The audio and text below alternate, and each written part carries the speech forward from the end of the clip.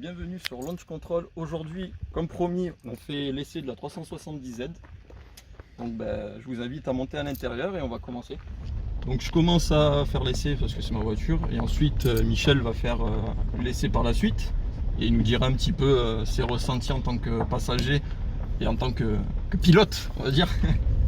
On fera un petit compte rendu des plus et des moins de ce que moi je trouve négatif à la voiture et ce que Michel trouve négatif et positif à la voiture.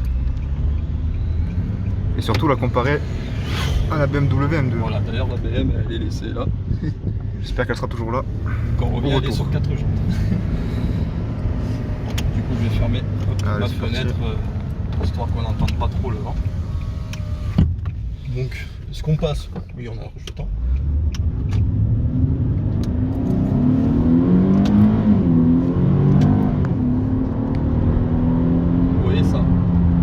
De l'intérieur ça fait quand même un petit bruit, ouais. Même si de l'extérieur on n'entend rien du tout. Donc moi pour cette route je vais rester en 3 parce que bon, c'est un bon rapport pour la route qu'on a là. Donc je vais pas trop monter au dessus. 3 et 2 c'est plutôt pas mal. Donc ici comme vous pouvez remarquer j'ai eu l'USB qui s'est activé parce qu'il y a beaucoup de bosses et que même si j'accélère pas trop la voiture elle peut quand même partir du cul. C'est même avec les 4 pneus neufs, je les ai montés ce matin. C'est du coup des Bridgestone, donc c'est vraiment quand même bonne quali, mais ça, la voiture elle veut quand même glisser malgré tout dès qu'elle a l'occasion. Donc ça c'est traître, on va dire, quand on la prend en main au début. Ça glisse un petit peu quand même et vraiment pour rien. Surtout au début que je l'ai eu, la voiture, je sortais de genre du télépéage ou quoi. J'étais en deuxième, je mettais un petit peu le pied dedans. La voiture elle partait direct du cul. C'était incroyable. Et pareil, à Saint-Audane, on accélère en première, la voiture elle commence à glisser. Donc faut vraiment faire attention là-dessus. Là après c'est quand même assez joueur et on s'amuse bien avec parce que ça se rattrape assez facilement mine de rien. Ça part facilement du cul mais elle prévient, on va dire, elle est assez gentille là-dessus. On va dire c'est quand même une assez bonne voiture de drift.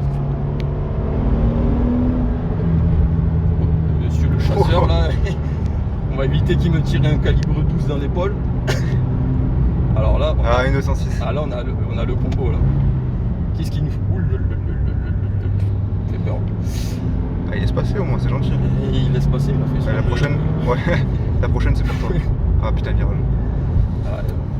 Après bon, on respecte quand même l'imitation, hein. On n'est pas des pilotes.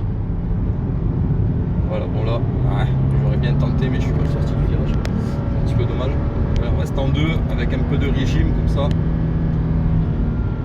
Dès qu'il faut la puissance, du genre. Non, pas du genre là. Du genre au prochain virage là. Du genre j'aurais pu là mais dans l'autre sens en fait. Bon, on va rester comme ça. Tant pis, bon, on a une belle 206 de course devant nous. Hein. Admirer la beauté. Donc à part ça, donc sur la voiture elle se comporte très bien à part le fait qu'elle glisse un petit peu. Sinon c'est vraiment sain comme voiture, il n'y a pas d'autres on va dire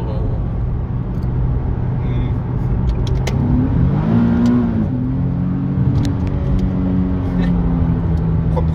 Voilà. Après oui, sur les freins ils ont un petit mordant et ils prennent assez bien on va dire les aspects de la route.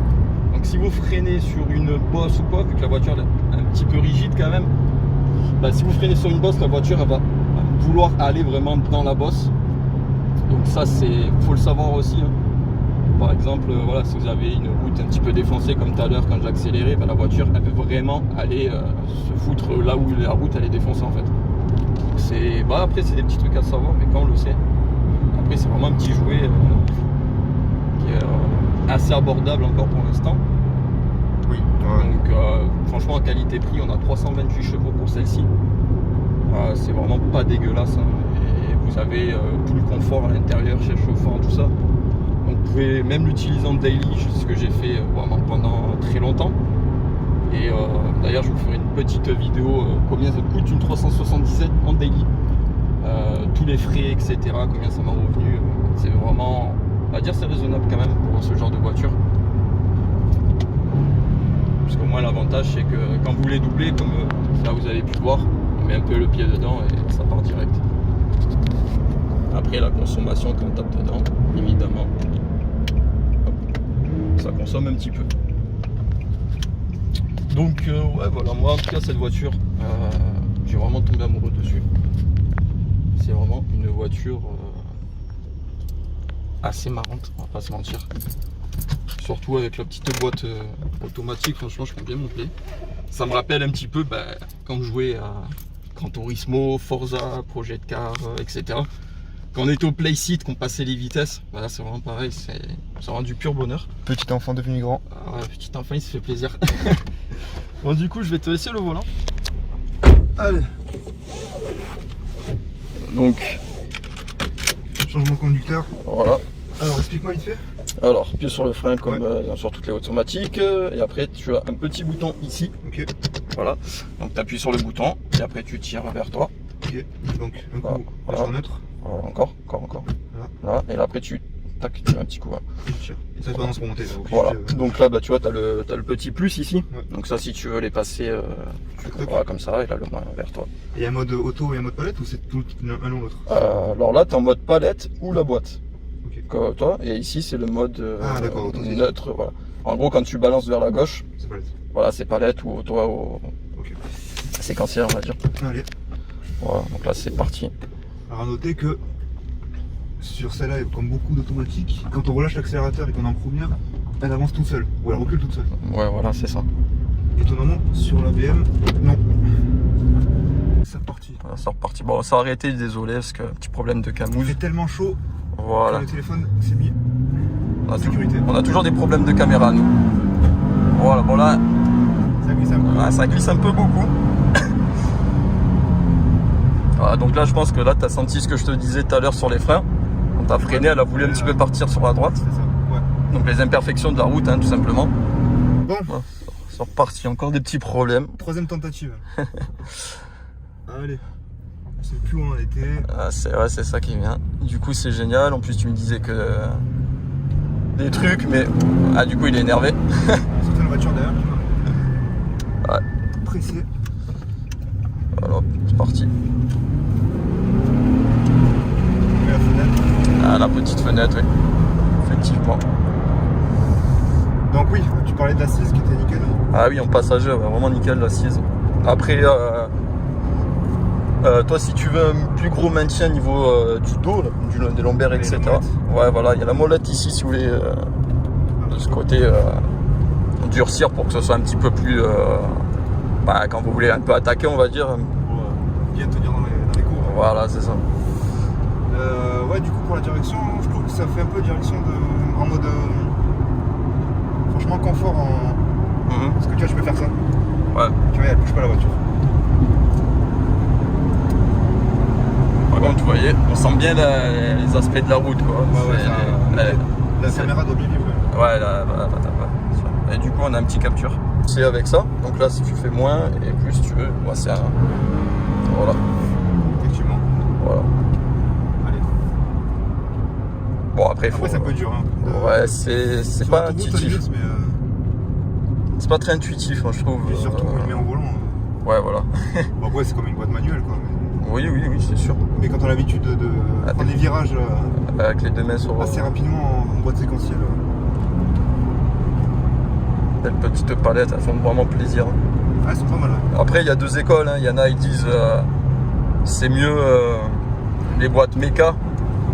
Oui, ouais. Mais au final, franchement, moi je préfère largement les boîtes manuelles. Vraiment plus performant. Boîte séquentielle. Oui. Ouais. Pas les boîtes auto du coup. Oui, beaucoup plus performant. Il y a vraiment rien à dire. Hein. C'est ça, c'est ce qu'un collègue avait dit. Le collègue qui est la GTR. Ah oui, C'est effectivement. vrai que c'est. Bah oui, il a été pareil hein, que nous. Enfin, que nous. Bah, tout le monde préfère la boîte manuelle sans avoir testé une boîte. Voilà, automatique. Attends. Après, petite, on va aussi. Voilà, vous voyez, la boîte, elle est. Et quand. Bah, c'est simple en fait, quand vous mettez en manuel, elle va vous mettre des coups dans la nuque. Elle est pas souple. Non. En boîte automatique, on va dire c'est le mode confort entre guillemets de la voiture. Donc là, il n'y aura pas de problème. La voiture, elle passe les rapports sans à-coup, sans rien. Assez réactive d'ailleurs au passage en automatique. Tiens, je vais tester. Mais alors là, ouais, voilà, t'as juste à pousser, voilà, tout simplement. Voilà, et là tes petites conduites tranquilles en automatique. Économique. Voilà.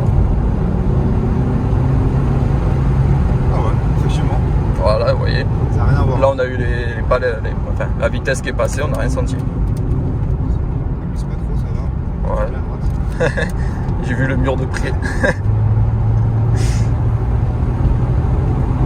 Et voilà, là, franchement, en mode, c'est vraiment tranquille. Là. Je pense que tu es d'accord. Ouais, franchement, c'est bien souple. Ça tourne bien. Alors, je me rappelle plus la conduite que c'était quand t'avais les pneus semi-slick là. Ah, Et là, ouais, ça va. Franchement, ça va. Ça glisse moins que la. Voilà, la dernière fois que tu as conduit, c'était quoi, il y a 6 mois? Ouais, je À peu pense. près, ouais. Ça commençait déjà à être fatigué. Ouais. Ouais, ça part quand même. Hein. Ah, ça part. Là, t'es arrivé un peu rapidement dans la courbe. Ouais, ça a voulu glisser, c'est sûr. On va faire demi-tour là-bas. Voilà. Dans le tunnel. Ouais, alors. ça me fait rire parce qu'hier, j'ai passé à 2 km/h sur un Dodane. Quand je vais récupérer mon frère, j'ai laissé la lame avant sur le Dodane. Sérieux? Ouais, ça fait croc, croc. Mais bon, ça tout dépend après. Accent Y. Ça dépend des Dodanes aussi, évidemment. Allez, putain, faut remonter. On a fait tout le trajet pour descendre. Voilà. Hop, tac. Hop, Voilà, non, c'est là, tac. voilà. On en a encore. Voilà, la tendette, la marche arrière. Elle part quand même. Ouais, elle fait un petit coup. Après, là, je vais faire une petite vidange de boîte. Je pense que ça lui fera pas de mal dans tous les cas à la voiture. On va voir si elle fait du bruit sur le pont. Sous le pont, on va rien entendre. Enfin, on va entendre de l'habitacle de toute manière. Mais franchement, non, ça va. Est-ce qu'elle glisse? Ouais, là, si tu mets pied au plancher, ça glisse. Là,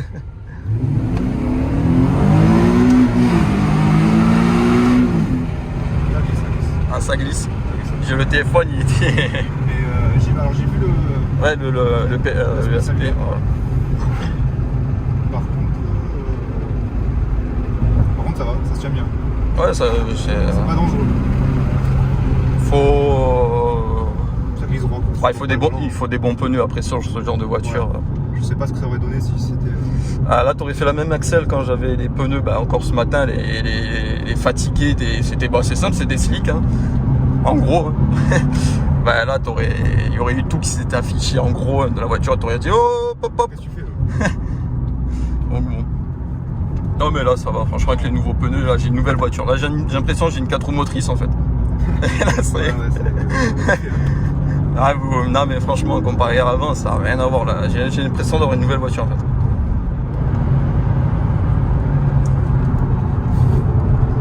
Tu commences à prendre la confiance. Ouais, je vois que tu prends la confiance. Ouais. Bon, on va faire un échange. Hein. M2 contre Z, c'est bon? Ah, Pas à ce point-là, mais. Il y en a que 75, hein, attention. Ouais. Ah, par contre, elle est quand même beaucoup plus souple que. Oh putain, avec la M ici, c'est horrible. Ah ouais? Tape cul, mais.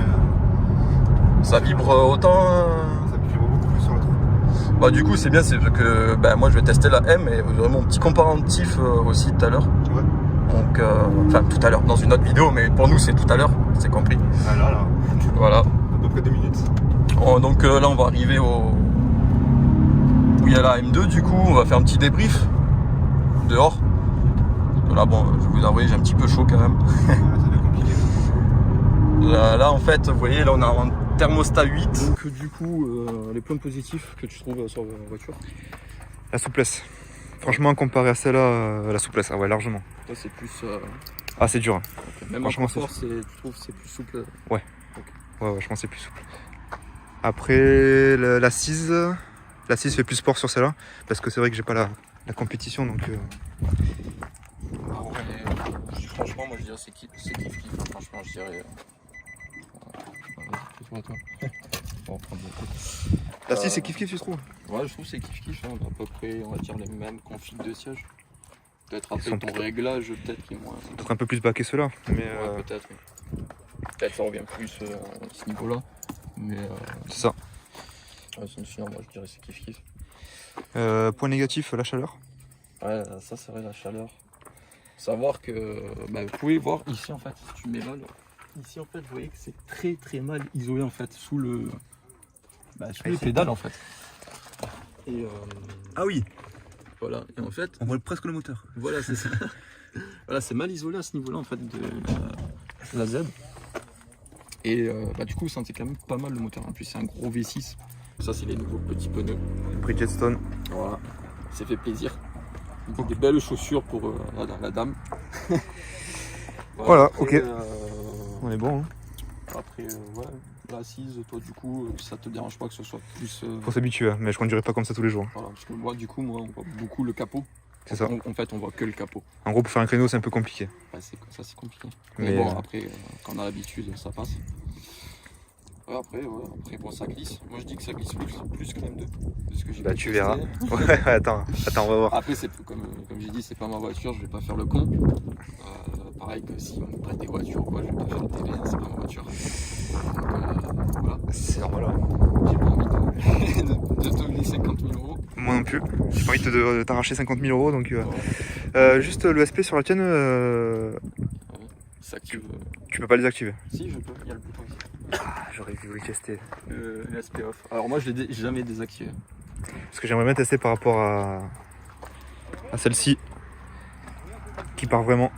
Ah, déjà, celle-là, elle part avec activé. Donc, c'est. Alors activé en traction, bon, on verra. On verra dans la prochaine vidéo sur la BMW 2, mais on J'ai fera la comparaison. Mais t'as hâte.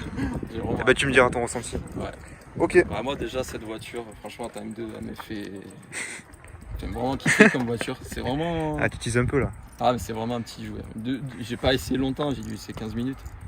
Là, on va faire un vrai essai. Mais franchement, c'était vraiment un plaisir à conduire. Ok, bon, on va voir ça dans une prochaine vidéo. Voilà. Donc c'était Launch Control et on se dit à très bientôt. Et ciao tout le monde. Merci à toi, merci à vous. Ouais.